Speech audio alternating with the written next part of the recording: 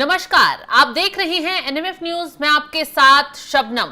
बांग्लादेश में कभी भी तख्ता पलट की खबरें आ सकती हैं या फिर यूनुस जो हैं वो इस्तीफा देकर भाग सकते हैं। हालात बहुत भयावह हो गए हैं। वहां की जो आवाम है, जो लोग हैं, वो सड़कों पर प्रदर्शन कर रहे हैं मोहम्मद यूनुस के खिलाफ। और दूसरी तरफ जो बांग्लादेश के आर्मी चीफ हैं वकार उज जमान, उन्होंने न सिर्फ यूनुस को खदेड़ना शुरू कर दिया है, खरी खोटी सुनाई है। सैनिकों ने न सिर्फ मोहम्मद यूनुस को घेर लिया है, बल्कि अमेरिका के जो राष्ट्रपति हैं डोनाल्ड ट्रंप, उनके खिलाफ भी बांग्लादेश के आर्मी चीफ ने एक नया प्लान शुरू कर दिया है।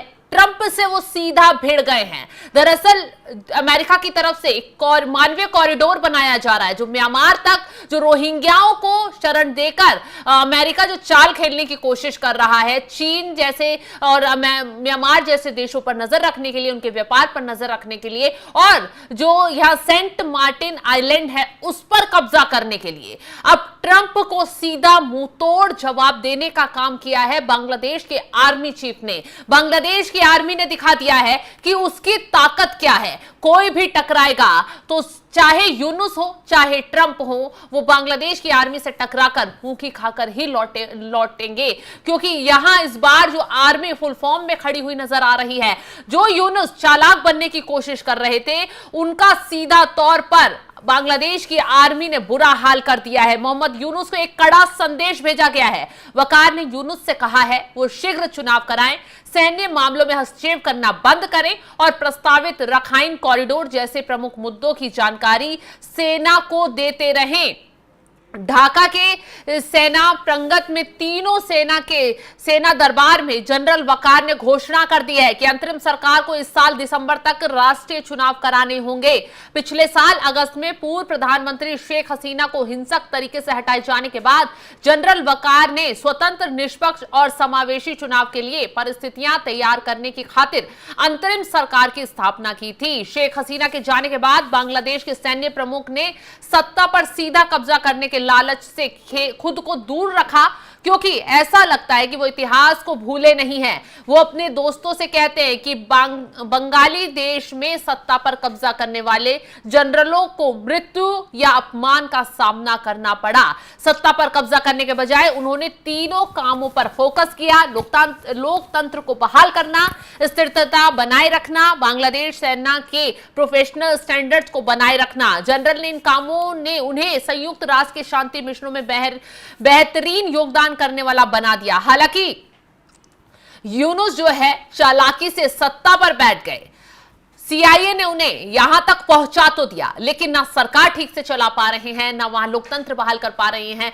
वहां की जो स्थिति है इस वक्त बंगाल की, वो भयावह होती जा रही है। जो अमेरिका है बंगाल को अपने अंडर लेने की पुरजोर कोशिश कर रहा है। सेंट मार्टिन आइलैंड जहां पर अमेरिका कब्जा करना चाहता है, ये वही सेंट मार्टिन आइलैंड है जहां पर शेख हसीना ने अमेरिका को कब्जा करने नहीं दिया और जिसकी वजह से अमेरिका ने चाल खेलकर शेख हसीना की सरकार को गिरवा दिया और हारकर शेख हसीना को वहां से भागकर भारत में शरण लेनी पड़ी। क्योंकि अगर वो बांग्लादेश में ठहर जाती तो या तो उन्हें जेल में डाल दिया जाता या फिर उन्हें मौत के घाट उतार दिया जाता। क्योंकि मोहम्मद यूनुस जो है चीन और अमेरिका की गोद में खेलकर अपने आप को यहां पर लंबे वक्त तक कुर्सी पर बैठाए रखना चाहते हैं। लेकिन जो सेना है वो साफ साफ कह रही है कि या लोकतंत्र बहाल हो, चुनाव हो और मोहम्मद यूनुस जो है चुनाव की तारीखों की घोषणा करें। लेकिन मोहम्मद यूनुस जो है वो सिर्फ अमेरिका की चाल में फंसकर अपने आप को यहां सेफ रखना चाहते हैं। लेकिन यूनुस अब सेफ नहीं हो पाएंगे, क्योंकि उनकी तरफ से सीधा बयान यहां पर आ गया है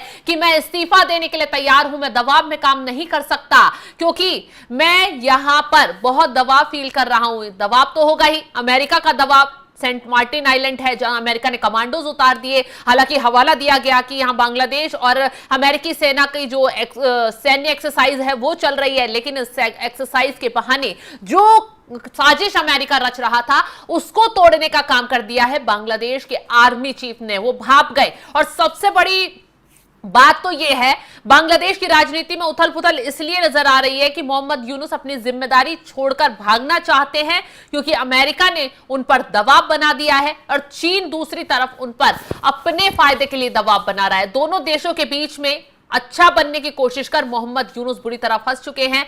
बांग्लादेश की अंतरिम सरकार के प्रमुख के पद से इस्तीफा देने की उनकी पेशकश बांग्लादेश में पावर स्ट्रगल की कहानी बता रही है। बांग्लादेश आर्मी इस सत्ता संघर्ष के एक प्रमुख घटक है। बांग्लादेश आर्मी के चीफ जनरल वकार ने मोहम्मद यूनुस को 3 संदेश भेजे। राजनीतिक गलियारों से चेतावनी समझा गया, जिन्हें वकार उस जमान ने मोहम्मद यूनुस को कहा दिसंबर तक चुनाव कराएं, सैन्य मामलों में दखल न दें, म्यांमार के साथ ब्लडी कॉरिडोर को बंद करें। देश की अंतरिम सरकार के चीफ के फैसले के लिए ब्लडी कॉरिडोर जैसे शब्दों का इस्तेमाल ने मोहम्मद यूनुस को अपनी कमजोरी का एहसास करा दिया है।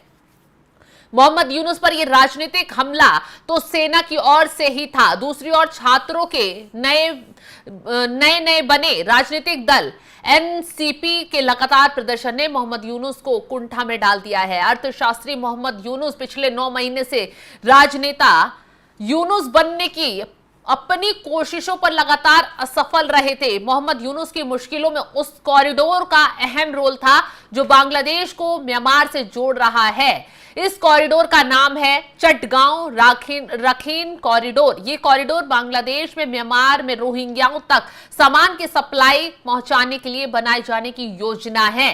मोहम्मद यूनुस के विदेशी मामलों के सलाहकार ने सेना को विश्वास के लिए बिना एक तरफा घोषणा कर दी थी कि अंतरिम सरकार के संयुक्त राष्ट्र द्वारा प्रस्तावित राखीन गलियारे पर सहमति व्यक्त की है।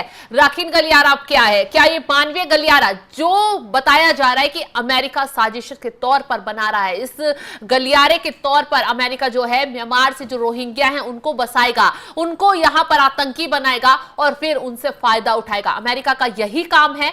वो जो है संगठन तैयार करता है, डायरेक्ट किसी देश पर ना तो हमला बोलता है ना वार करता है। अमेरिका जब चाल चलता है तो 2 देशों को लड़ाने के लिए वहां तीसरा संगठन तैयार कर दिया जाता है और ये आतंकी संगठन के तौर पर तैयार किए जाते हैं और फिर उन देशों में उन्हें भेजकर वहां हमले करवाए जाते हैं, अस्थिरता फैलाई जाती है। और ऐसा ही अब बांग्लादेश से म्यांमार तक कॉरिडोर बनाकर अमेरिका साजिशन जो है चीन पर अपनी पकड़ मजबूत करने के लिए और म्यांमार को अपने इशारों पर नचाने के लिए साजिश रच रहे हैं। हालांकि इस साजिश को तुरंत ही बांग्लादेश के आर्मी चीफ ने भांप लिया है और इसे ब्लडी कॉरिडोर बताते हुए न सिर्फ यूनुस की कमर तोड़ने का काम किया बल्कि ट्रंप को भी आंख दिखा दी है कि हिमाकत दिखाओगे तो यहां बांग्लादेश की आर्मी जो है वो सीधा टक्कर देने के लिए खड़ी है। अब ट्रंप जो है इस मामले पर चारों तरफ से घिरते हुए नजर आ रहे हैं। साजिश रच रहे थे लेकिन अपनी ही साजिश में खुद ही फंस गए हैं।